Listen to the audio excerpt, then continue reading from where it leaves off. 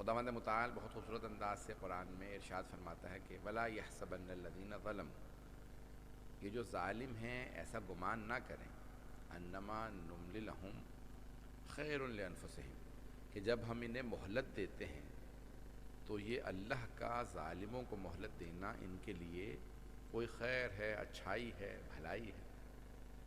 انما نملی لہم لیزدادوا اثما، اللہ فرماتا ہے ہم انہیں مہلت اس لیے دیتے ہیں تاکہ یہ اپنے گناہوں کو اور زیادہ کر لیں۔ وَلَهُمْ عَذَابٌ مُّهِينٌ، اور اللہ کا ان کے لیے بہت ہی ذلت آمیز عذاب موجود ہے۔ مہین اہانت آمیز، اہانت سے مراد ہوتی ہے یعنی جس میں انسان کی توہین کا پہلو ہو، بہت زیادہ ذلیل کیا جائے۔ تو خداوند متعال فرماتا ہے کہ یہ جو ظالم ہیں کبھی یہ گمان نہ کریں کہ ان کے لیے جو مہلت مل رہی ہے۔ بہت سے افراد کہتے ہیں نا بھئی یہ کیا بات ہے کہ ظلم ہو رہا ہے، مہلت کیوں مل رہی ہے، اللہ کیوں نہیں عذاب بھیجتا، اللہ کیوں نہیں جلدی کرتا۔ فرعون کو کتنی مہلت ملی، جناب موسیٰ بچپنے سے لے کے جوانی کے مرحلے میں آ گئے، فرعون تھا لیکن فرعون تھا ہے نہیں، پتہ نہیں لوگ ہیں یا نہیں۔ عزیزان گرامی، مجھ سے برخودار نے بہت زیادہ محبت سے چاہت سے اس مجلس کے لیے کہا تھا، راب صاحب نے، تو اس لیے میں حاضر ہوا ہوں، اور انہوں نے مجھ سے چاہا کہ جناب زینب کبریٰ سے متعلق مطالب پیش کروں۔ تو میں نے جس آیت کا انتخاب کیا ذرا اس پہ غور فرمائیے گا۔ حضرت زینب کبریٰ سلام اللہ علیہا فرما رہی ہیں، اللہم صلی علی محمد وعلی مجمع ہے، توجہ ہے میرے ساتھ۔ سادھانے گرامی، جب جناب زینب کبریٰ تشریف لائی ہیں نا دربار یزید میں، تو ماحول کیسا تھا اس وقت میں اس کی تفصیل میں نہیں جاؤں گا، آخر میں مسائل میں تھوڑا بہت پیش کروں گا۔ بی بی نے جو خطبہ دیا، بہت زیادہ یزید کوشش کر رہا تھا بی بی سے ہم کلام، اس نے سوال کیا ان میں زینب کون، پھر بی بی سے ہم کلام ہوا، یعنی ہم کلام ہونا چاہتا تھا کہ میں کلام کروں، بی بی جواب نہیں دیتے، بار بار کلام کرتا، بی بی جواب نہیں دیتی۔ آپ زینب ہیں، بی بی نے جواب نہیں دیا۔ بچے اس وقت ڈر رہے تھے، بی بی نے کہا ڈرنے کی ضرورت نہیں ہے، یہ کچھ نہیں کر سکتا۔ پتہ نہیں مجمع ہے میرے ساتھ یا نہیں ہے۔ اب یہ دیکھیں ایک یعنی مصائب کیا ماحول ہے، لیکن میں اس کو بی بی کے فضائل اور عظمت کو پیش کرنے کی کوشش کر رہا ہوں، آخر میں مصائب پڑھوں گا۔ تو اب ایک مرتبہ وہ یزید ملعون جو ہے کوشش کر رہا بار بار بی بی سے ہم کلام ہو، لیکن بی بی جواب نہیں، میں تجھے اس لائق نہیں سمجھتی، بلندی پہ بیٹھا تھا، میں تجھے اس لائق نہیں سمجھتی کہ تجھ سے علی کی بیٹی ہم کلام ہو۔ یہاں تک اس نے کوشش کی، پہلے تو سلام نہیں کر رہا تھا، پھر اس نے ایک مرتبہ سلام کیا بی بی کو تاکہ جواب دینا واجب ہے، اس نے سلام کیا، بی بی نے جواب نہیں دیا۔ توجہ، سلام مؤمن کے سلام کا جواب واجب ہے، کچھ لوگ پہنچ گئے ہیں۔ اگر کافر آ کے سلام کرے تو اس کے سلام کا جواب واجب نہیں ہے، سارا مجمع نہیں ہے میرے ساتھ۔ عزیزان گرامی، جناب زینب کبریٰ کا یزید کے سلام کا جواب نہ دینا بتا رہا ہے۔ بی بی یزید کو مسلمان نہیں مانتی تھی، اور مسلمانوں جسے نبی کی نواسی نے سلام کا جواب نہ دیا ہو، سوچ سمجھ کے اسے رضی اللہ کہنا۔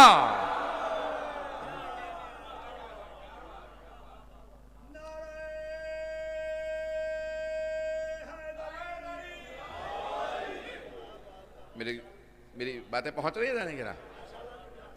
عزیزان گرامی، اگر کوئی یزید کو رضی اللہ کہے تو اس سے پوچھو یا یہ کہہ دے کہ نبی کی نواسی کو مسئلہ معلوم نہیں تھا، اگر اتنی جرأت ہے تو یہ کہہ دو کہ معاذ اللہ علیہ باللہ جناب زینب کبریٰ سلام علیہا کو مسئلہ معلوم نہیں تھا، پھر یا یہ مانو کہ یزید مسلمان نہیں تھا، جسے نبی کی نواسی سلام کا جواب دے۔ تو اس نے بہت کوشش کی کلام کرے، لیکن جناب زینب نے اس کے سلام کا جواب نہیں دیا، بالکل کلام نہیں کر رہے، نہیں اس لائق نہیں سمجھتی۔ جب بچے ڈرنے لگے تو آپ نے کہا ڈرنے کی ضرورت نہیں، کچھ نہیں کر سکتا اس کی۔ اب ایک مرتبہ جب یزید نے اول، سب علماء نے جو لکھی تاریخ شیعہ سنی علماء نے وہ لکھا اول سفر، پہلی سفر کو قافلہ پہنچا تھا دربار یزید، 61 ہجری تھی، اور بی بی کا سفر بہت طویل ہو چکا ہے، جمعے کا دن تھا، جمعے کے دن بی بی پہنچی تھی دربار یزید میں، اور اس دن یزید نے ایک درباری ملا سے خطبہ دلوایا جس میں اس نے جناب مولا کائنات کی توہین کروائی، اور پھر جناب سید الشہداء کے خلاف خطبہ دلوایا. جو نبی اکرم فرما گئے تھے کہ جب تک نماز جمعہ کے خطبے میں میرا نام لے کر اور میرے اہل بیت کا نام لے کر کے درود و سلام نہیں بھیجو گے تو خطبہ قبول نہیں. اور اگر نماز جمعہ کا خطبہ قبول نہیں تو نماز قبول نہیں. ابھی بھی مجمع نہیں ہے سارا. توجہ. نماز میں نام لے کے، یہ نہیں کہنا کہ ٹھیک ہے کسی نبی پہ درود و سلام ہو، کسی علی پہ نہیں، نام لے کے کہنا ہے والصلاۃ والسلام علی محمد سید المرسلین. توجہ.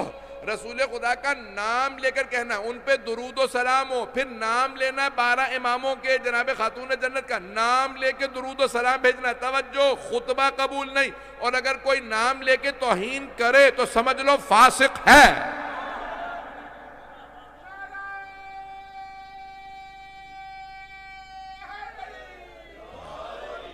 میں نے تو نام بھی نہیں لی تو آپ پریشان کیوں ہو گئے؟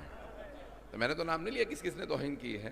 تو عزیزان گرامی اب یہ ایک پورا ماحول بنایا گیا. تو اس نے ایک مرتبہ اپنے اس درباری سے کہا کہ بھئی تم نام لے کے جناب مولا کائنات کا نام لے کے توہین کرنا. پھر اس کے بعد امام حسن حسین کا کہا، پھر امام حسین کا کہا باغی تھے انہوں نے اب اس قسم کا ماحول. وہاں امام سجاد علیہ السلام کھڑے ہو گئے. آپ نے کہا میں خطبہ دینا چاہتا ہوں.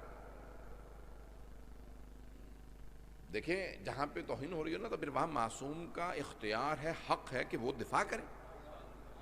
پتہ نہیں لوگ ہیں یا نہیں. تو اب چوتھے امام علیہ السلام دفاع کرنا چاہتے تھے. جیسے کھڑے ہوئے ایک مرتبہ یزید نے اشارہ کیا جلاد کو، سپاہیوں سے کہا ان کو روکو.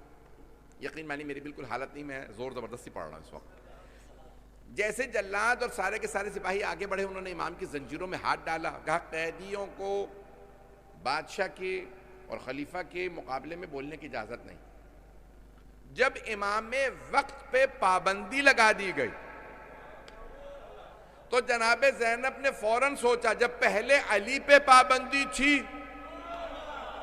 تو صدیقہ کبریٰ نے خطبہ دیا تھا. پتہ نہیں لوگ ہیں یا نہیں. اور اب کیونکہ چوتھے علی پہ پابندی ہے تو صدیقہ صغریٰ کی ذمہ داری تھی. صدیقہ کبریٰ وہاں بول چکی، صدیقہ صغریٰ دربار یزید میں خطاب کر رہی ہیں. جناب سیدہ صدیقہ کبریٰ ہیں جناب فاطمہ زہرا جنہوں نے مدینے کے دربار میں خطبہ دیا تھا. اب جناب زینب نے اپنی والدہ کی سیرت پہ عمل کرتے ہوئے خطبہ دیا. اور جیسے ہی بی بی کھڑی ہوئیں، ایک چبوترا تھا جہاں پہ بٹھایا گیا تھا قیدیوں کو، کہا جاتا ہے کہ سب بیٹھے ہوئے تھے تو یزید اوپر بیٹھا تھا وہاں سے دیکھ رہا تھا. تو اس نے دیکھا ایک مرتبہ کہ ایک بی بی کھڑی ہو گئی. فوراً جلاد سے کہا روکو انہیں، یہ خطبہ نہ دینے پائیں. جیسے جلاد آگے بڑھا تو ایک مرتبہ بی بی نے سر اٹھا کے دیکھا جو یزید اس بلندی پہ بیٹھا تھا اپنا تخت لگوا کے. بی بی نے کہا کون روکے گا مجھے خطبہ دینے سے؟ توجہ. دیکھیں اب تک وہ ہم کلام ہو رہا تھا، بار بار خطاب کرتا تھا، بی بی جواب نہیں دیتی تھی. سلام کیا، بی بی نے جواب نہیں دیا. اب بی بی خطاب کر رہی ہیں، وہ روک نہیں سکتا. پتہ نہیں لوگ ہیں یا نہیں. اب تک وہ بار بار بی بی سے خطاب کرتا، بی بی نے جواب نہیں دیا. ایک مرتبہ جب اس نے کہا نا جلاد سے روکو اس بی بی کو، جناب زینب، اس کو کہتے ہیں کہ بی بی کے ہاتھوں میں رسیاں تھی، بعض نے زنجیریں بھی لکھی، لیکن بی بی کے ہاتھ بندھے ہوئے تھے. یہ مسلم ہے کہ بی بی کے ہاتھ بندھے تھے، چادر چھین لی گئی تھی. بی بی ایک مرتبہ کھڑی ہوئی، کہا کون روکے گا مجھے خطبے سے؟ او یزید تو روکے گا؟ یبنت طلقاء. توجہ. دیکھیں طلقاء جمع ہے طلیق، ایک ہے مطلق سے لیکن نہیں طلیق.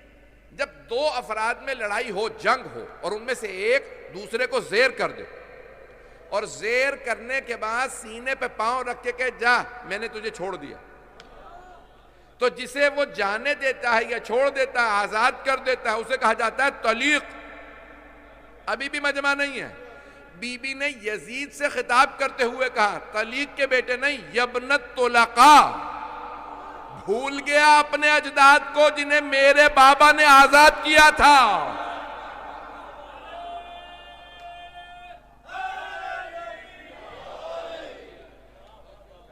یعنی جو فتح مکہ پہ میرے بابا کے ہاتھوں رہا ہوئے تھے، ان کی اولاد تو مجھے روکے گا؟ میں نے کوشش کیا کہ اس انداز سے پیش کروں. بی بی نے کہا یبنت طلقاء، تیری اتنی جرت تو مجھے اگر روک سکتا ہے تو روک کے دکھا، میں علی کی بیٹی. دیکھیں اب یہ بی بی چیلنج دے دے کہ سارے دربار کا ماحول بدل رہی. مجھے نہیں معلوم میرے جملے پہنچ رہے ہیں نہیں پہنچ رہے. دیکھیں ایک مرد کا بھی قید میں خطاب کرنا بڑا مشکل ہوتا ہے، اور اگر ایک بی بی ہو، دختر رسالت کی دختر ہو، علی و فاطمہ کی گود کی پلی ہو، ان کا اس ماحول میں اس دربار میں خطاب کرنا بڑا مشکل تھا۔ لیکن بی بی نے مرتبہ دیکھا کہ نہیں، امام وقت پہ پابندی ہے، جب امام وقت پہ پابندی ہو تو پھر بیویوں پہ واجب ہے امام کا دفاع کریں۔ ولایت اور امامت کا دفاع پھر بیویوں پہ بھی واجب ہے۔